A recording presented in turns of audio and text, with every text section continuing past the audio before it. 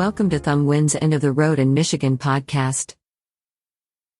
Each week, we select one of our amazing stories about the Great Lakes region and the tip of Michigan's thumb.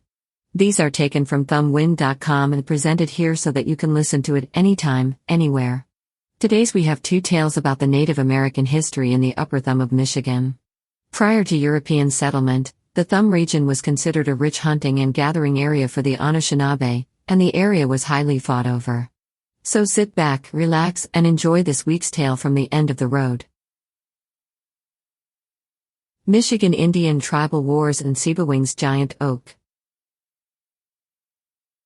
Michigan's thumb was recognized for its rich hunting and fishing grounds for hundreds of years before Europeans explored and settled in Michigan. As a result, the thumb was a strategic area that was to be held for the rich food resources, the mineral and salt licks in the upper thumb, and as a key control point for access to the upper Great Lakes.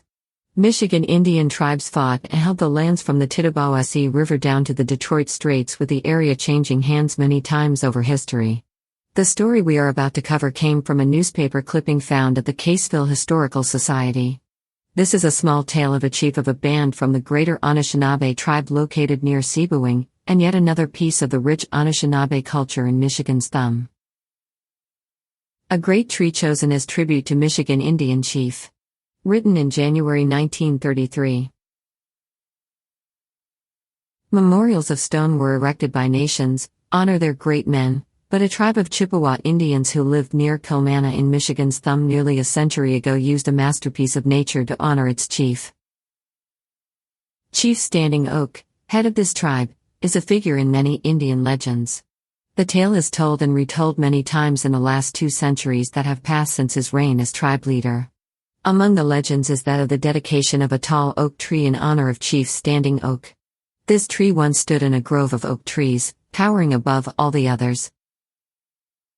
According to the legend, the Native Americans cut down all other oak trees in a grove of the hardwood timber, and left only the magnificent one as a monument to their chieftain. The mammoth monument fell later under the sway of the axe by European settlers as so-called progress began in the mid-1800s.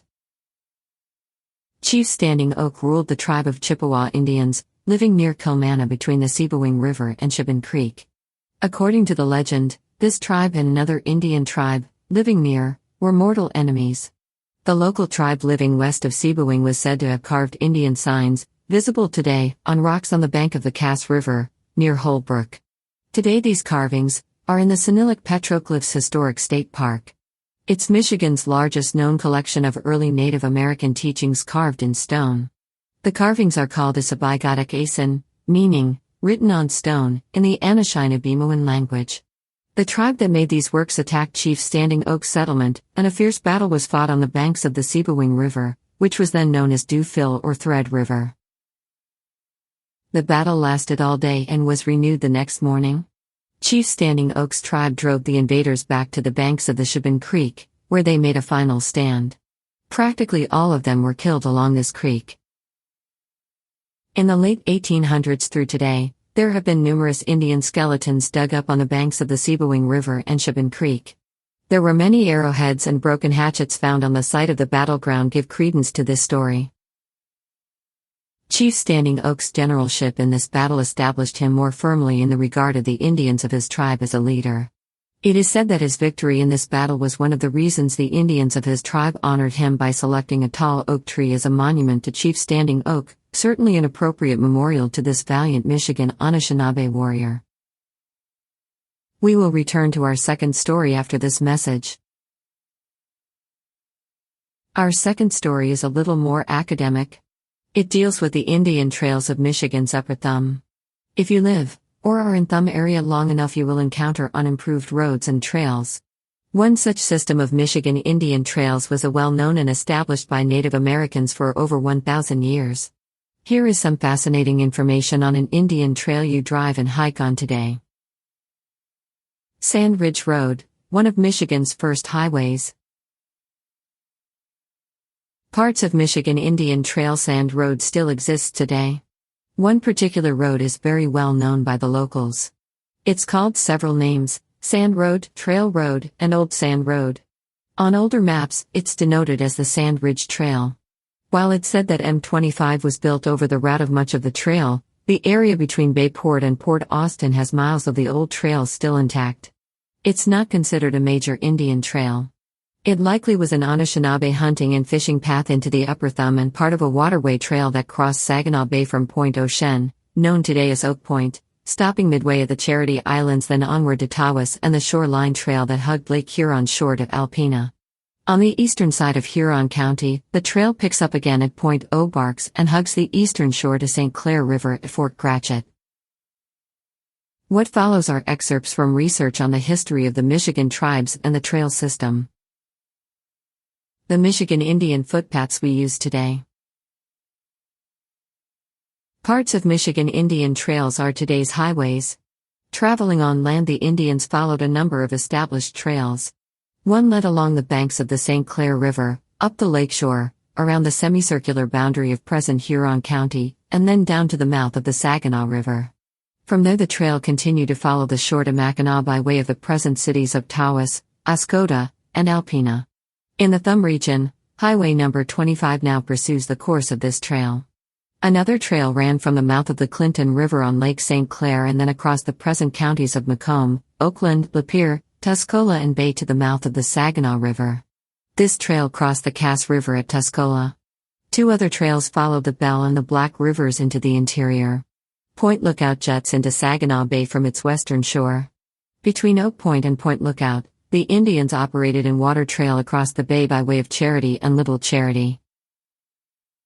An Indian ferry line crossed Saginaw Bay. The Anishinaabe path circled Huron County has a straight line boundary upon the south side, which is about 45 miles long. Upon the shoreline of 85 miles were numerous villages and camps, as is attested by the debris left by the dwellers. There is a village site every few miles along the shore of Saginaw Bay. A few small islands in the bay also have remains of villages and mounds. The remnants of mounds that have been mutilated by relic hunters are visible within a mile east of Port Austin and upon New River, near its mouth. A mound group was situated in the southeastern part of Sheridan Township, near the southern boundary of the county, but the section upon which it stood could not be ascertained. Mr. Harlan I. Smith, of Victoria Memorial Museum, Ottawa, Canada, who made a survey of the Thumb District, reported in 1901 that a number of small mounds stood in Fairhaven Township upon Kataki Island. There is an amazing record of a circular mound or enclosure where the courthouse at Bad Axe stands. Traces of workshops and camps are still to be found along the Lake Huron shore. A trail followed the shore from Oak Point, and a ferry line of sorts crossed the bay for Point Lookout with a stopping place at Charity Island. The Cass River was a major route. The Cass River passes through what was a thickly populated Indian district lying east of Saginaw. Down the stream, according to archaeological evidence, the Indians brought hundreds of chert nodules, likely taken from Charity Island, from which they made arrow points, knives, and other edged tools. The Flint River nearly parallels the Cass into the Thumb and was used extensively in Indian commerce. The settlers who followed them came up the shore by the way of Point O'Barks, following the Indian trail along the beach. There were a number of Indians about here at this period belonging to the Chippewa tribe. They were generally peaceful and frequently exchanged visits with these early pioneers, bringing them gifts of venison, bear meat, and in the spring maple sugar. They caught the sap in troughs made of birch bark and boiled it down in large brass kettles. These kettles had been so long in their possession that even the memory of the oldest Indian was taxed in vain when asked to give an account of how they obtained them. The sources of this story on thumbwind.com were taken from a fine map for Michigan Indian trails dated 1844. The trails were highlighted by noted researcher Mark Putnam. Another source is the Archaeological Atlas of Michigan by Wilbert B. Hinsdale. Finally, The New History of Michigan's Thumb by Gerald Schultz, published in 1969. This concludes this week's story. Thank you for taking the time to listen to Thumbwind's End of the Road podcast. If you like this kind of story, you are invited to subscribe to our podcast. Just search for The End of the Road in Michigan from wherever you're listening from. Please watch for and download next week's story and take a moment to give us a review. Have a great day.